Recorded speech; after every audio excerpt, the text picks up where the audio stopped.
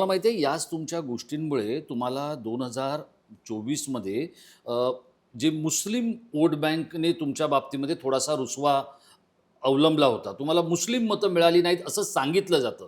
खरं खोटं आता ते काय आपण फार बारकाईने तपासू नाही शकत. पण याची कल्पना आहे तुम्हाला, की जर समजा बघा, तुम्हाला काय फक्त सिंधुदुर्ग इतकं सीमितच राजकारण करायचं नाहीये. राज्य पातळीवरचे तुम्ही आता कॅबिनेटचे मंत्री आहात. मग असं करताना ती राजकीय अडचण नाही होणार? मला फायदा झाला आहे राजेशजी. तुम्ही अगर बघितलं, मी 2014ला 26,000 मतांनी निवडून आलो. 2019ला 29,000 मतांनी निवडून आलो. 2024च्या लोकसभा निवडणुकीमध्ये राणे साहेबांना म्हणजे माझ्या वडिलांना खासदारकीच्या त्या पूर्ण मतदारसंघामध्ये कणकवली, देवगड, वैभववाडी मतदारसंघांनी 41,000ची लीड दिली. सर्वात जास्त लीड माझ्या मतदारसंघामध्ये आहे. आणि मी स्वतः जेव्हा उमेदवार होतो राजेशजी, मी कुठल्याही मोहल्ल्यामध्ये फिरलो नाही. हां, मी मी तुम्हाला कुठल्याही तिथे विचारलं. म्हणजे मुसलमानांकडे मग हे मतदान का? हे तुम्हाला ऐकून घ्या ना माझं उत्तर. मुसलमानांकडे फिरलो नाही. मला एकही मुसलमान मतं मिळालेली नाही आणि मला 58,000ची लीड मिळाली. म्हणजे 1990 पासून ते आत्तापर्यंत काही अशा वाड्या आहेत कणकवली, देवगड, वैभववाडीमध्ये ज्यांनी कधीही राणेंना मतदान केलं नाही.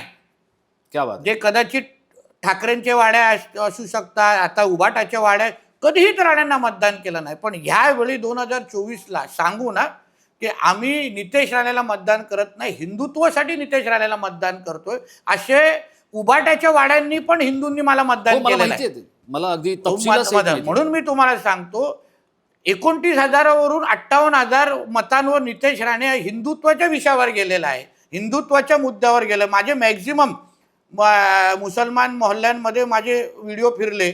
मला कुठल्याच मुसलमान समाजाच्या व्यक्तींनी मतदान केलं नाही. नितेश राणे आमदार हा 58,000 फक्त हिंदूंच्या मतांवर निवडून आलेला आहे.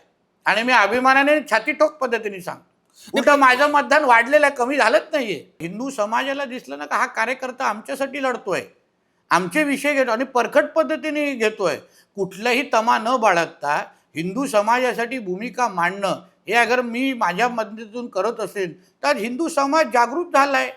आता मुसलमान वोट बँक राहिले नाही, हिंदू वोट बँक तयार झालेली आहे देशामध्ये.